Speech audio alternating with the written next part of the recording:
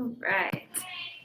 First YouTube live stream, and we're talking about ACLs today. So thank you guys for tuning in for this Q&A following that webinar that I did a couple weeks ago about ACLs, talking all about prevention, what we can do to stop tears from occurring in the first place. So I wanted to answer a couple of questions that were submitted via the SurveyMonkey. So we'll just get right to it. So the first question I got was asking about which activities have the highest risk of ACL tears, and that's variable from males and females. So males, it tends to be more often football tends to be where a lot of injuries occur. For females, especially in high school, it's soccer, and across the board, skiing seems to be a really big predictor of ACL tears. That one's really common. We get a lot of patients in here with that. Next question. Was talking about what I like and what I don't like about treating ACL tears. So this is an easy one. What I love treating about ACL tears is that you get kind of the entire spectrum of the treatment, world of PT. So I get to start someone that's fresh out of surgery and get to do a lot of manual hands-on work, which is really fun, and see just the amount of progress that we're able to make in a short period of time. Then we move on to the strengthening phase, which with my personal training background, I really love because I get to bring a lot of that back and get creative with just ways of getting muscles strong, getting my patients ready, and building a solid foundation for everything that we want to do moving forward. And then all the way up until we start doing a lot of high-level plyometrics, sport-specific activities. So with ACL tears, I really get to see from straight out of surgery, not able to walk without crutches, to going back to sport and doing everything that they want to do. So from a selfish point of view, I get to enjoy all the parts of PT that I love in a single patient, and I see them for a long time. So I get to see each of those phases play out, and it's fun to have a good amount of control about how that all goes. Yeah, that's probably the biggest thing that I really enjoy about treating ACL tears. It tends to be a more motivated population group too. So it's always fun for PTs working with patients that really want to get better and take their programming seriously. We all enjoy that. So we get that more often with patients with these kind of injuries. Things that I don't enjoy about treating ACL tears, there's a couple things, and most of it doesn't have all that much to do with the injury. Biggest thing is insurance is an absolute pain. So I'm hoping that eventually this changes and it's not quite as much of an issue. But like I was saying with ACL tears, I'm treating people, seeing them upwards of like 9 months or a year. And it might not be in the clinic 2 times a week for that entire period of time. It would never be for that long, that amount of time. But insurance sometimes doesn't seem to grasp the severity of the injury and how long recovery actually really does take. So it becomes this issue of not only trying to evaluate this patient, figure out what their individual goals are and what they need to do to keep them on track to meet reaching all their goals, but we're also having to play this really unnecessary game, like gambling with the insurance. So if we have an insurance limit, I'm having to decide early on, okay, are those visits, should I use them up front? Is this patient going to require a lot more hands-on facilitation and early foundation building, or am I going to need to save those visits for the end? Can they manage the easier stuff in the beginning on their own, and I can trust that they're going to maintain their rehab program so that we can do all that stuff at a late stage, and are they going to need me more than it's really frustrating. So I wish that wasn't the case, but that does seem to come with treating these more involved patients, that they're going to require more care in the long run regardless, and insurance doesn't seem to be up to date on that situation. So that's probably the biggest thing. I guess with ACL tears, and I think this is kind of post-op in general, there's a lot more at risk. So with a patient that just comes in with like patellofemoral pain syndrome, I mean, there's a really low risk that I'm going to completely disrupt something. When there's a graft in there, you need to respect the healing time of the tissue. There's a lot that's outside of my control, and that can be kind of tough sometimes, but I think the more that you learn about the injury and like what the healing time actually looks like, and you see a lot of different patients and how it can vary from person to person, you get more confident in the fact that you're not going to totally, screw this up. There's always things beyond your control, but for the most part, that can be tricky. Is that there's a lot at stake with rehabbing from an ACL surgery, so there's a lot of weight on your shoulders. Next question. Do you need to specialize in ACL tears as a PT to treat these patients? No.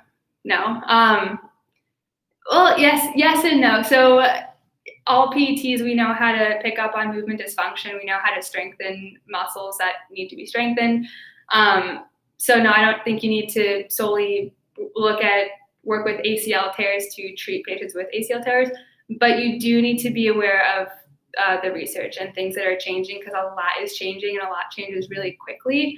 We're already seeing in recent years just new evidence coming out about the importance of like all this agility work, controlling dynamic knee valgus, a lot of other things. So it's really important to do right by your patient and keep up with the evidence and the research, because re-tear rates are still really high. They're upwards of like in the 20 and 30% and that's between both sides. So it might not be a re-tear of the graft itself, but those are high rates for such a serious injury. So obviously there's still stuff that we don't know, and there's going to be more evidence coming out about that. So it's our job, if we're working with these athletes, to be aware of what's changing and be on top of it. Otherwise we're not doing the best that we can. So no, you don't need to only see ACL tears. I don't only see ACL tears, but I do focus most of my attention on keeping up with what research is coming out and the latest in preventing re-injury and healing these patients. So next question, how often and long do you see your ACL patients for? Super, super variable. So again, insurance plays, unfortunately, a really large role, which is such a bummer. But usually we start off, I'm someone that likes to front load the visits more so, just because building that solid foundation is what I find to be more beneficial in the long run. If patients have access to a gym, then we are able to build up a pretty robust home exercise program. So I start people off at generally 2 times a week. Once we're making progress in the way that we want, once I feel like we're in control of progress and it's a bit more predictable, then we'll drop down in frequency.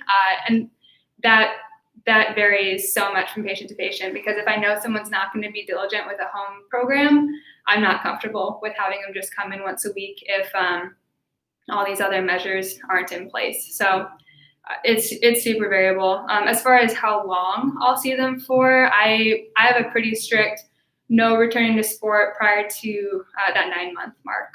Research just over and over again shows that there's a huge risk going back earlier than 9 months, and the whole point of the research that we're doing and trying to do a good job about treating these patients well is that we don't want them to re-tear. So they might not be working with me in that kind of frequency at the 9-month mark, but no going back to sport before 9 months, and treatment is just kind of based off of patient needs. So if they're pretty independent, then we might be doing like check-in every couple weeks, or if someone really needs a lot of guidance and they're still struggling, then 2 times a week. Yeah, it totally depends.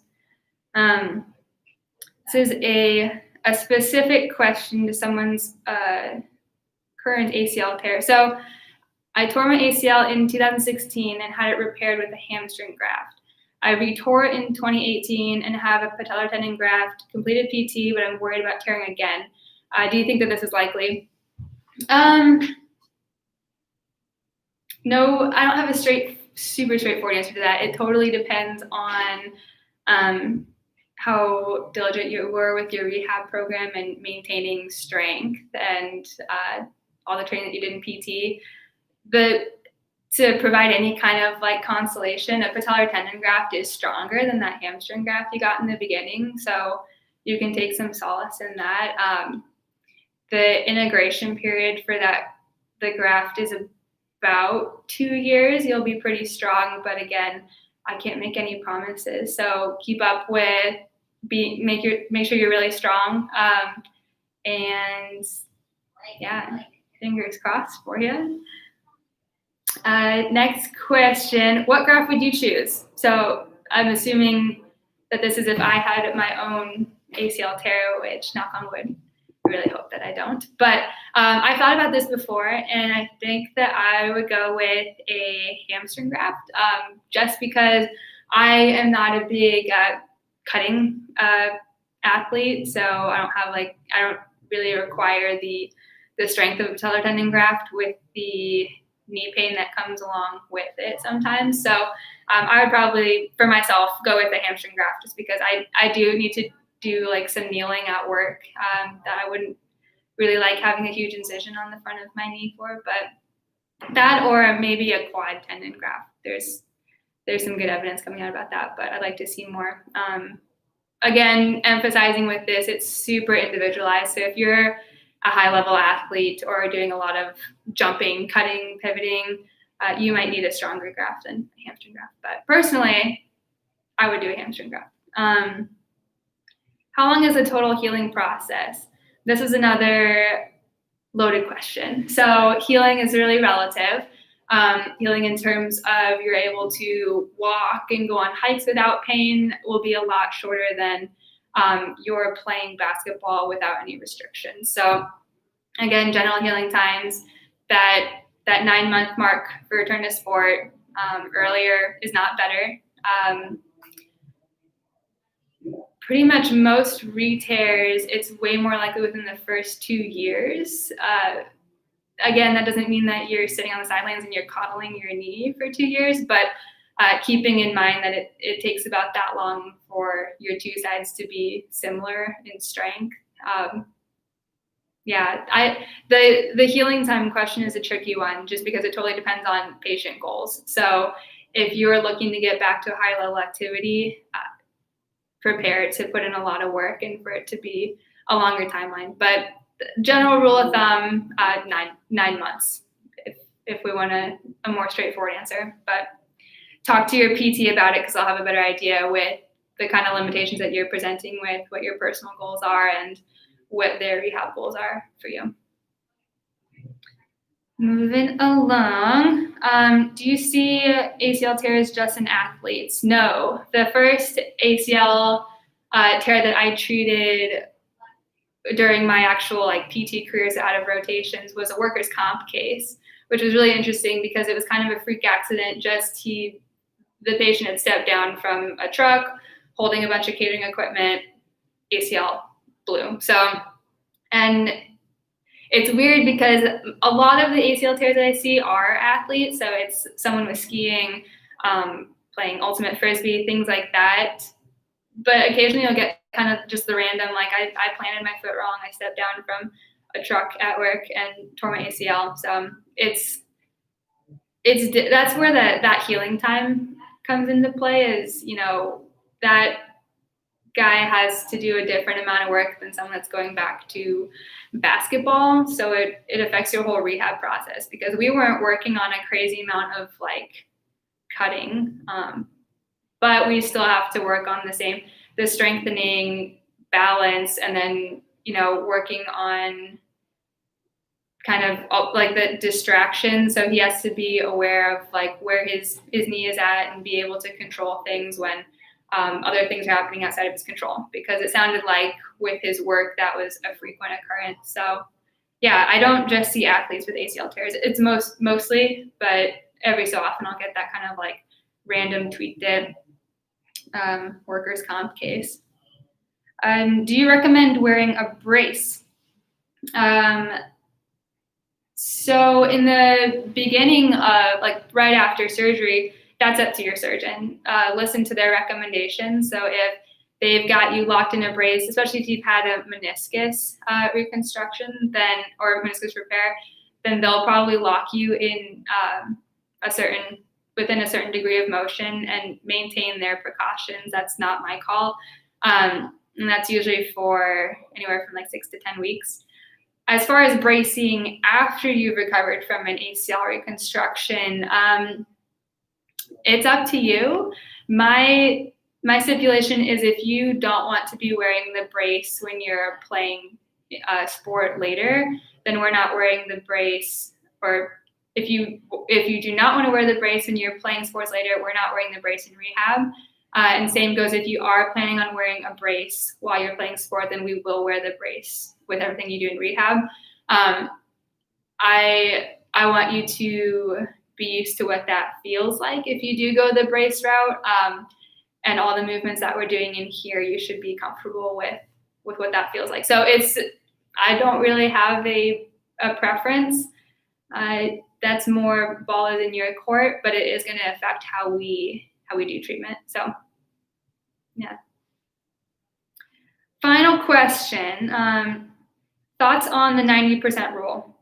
And I am assuming that this has to do with the looking at return to sport, return to play, then we're trying to be within 90% of the uninvolved limb. So looking like quad strength, hamstring strength, like a hop test, wanting to be within 90% of your non-surgical side. I prefer 95% would be ideal. 90 is kind of like that base cutoff. It's like the 9-month mark for return to sport for me. Just because when you do have an injury on one side, the other side suffers as well. So throughout the whole rehab process, I mean, we are working both sides the whole time, but there's a good chance that your non-operative limb is not at the point it was when you first got injured. So I don't like to compare to it with the bar set that low. So I prefer that you were much closer in like the 95, 100% of the uninvolved side. Because then as you continue training up, then that's just going to go higher and higher. But I don't want to shortchange my patients with just saying, oh, you're 90% of what this limb is at now, which might be 90% of what it was before. You just start moving lower and lower down the scale. So ideally, I'd like to see 95% to 100%, and that goes across the board with quad strength, hamstring strength, and a hop test result. So, yeah. All right. Well, that was all the questions we had. We'll keep it short and sweet. But if any of you have questions about ACL things moving forward, questions about the prevention program I do here at Bridgetown PT in Portland, Oregon, you can always send me an email. My email address is mbotsford, so first initial, last name, @bridgetownpt.com. You can also call the office if you need to get scheduled for anything. But yeah, reach out if you have any questions. Otherwise, thank you all for joining.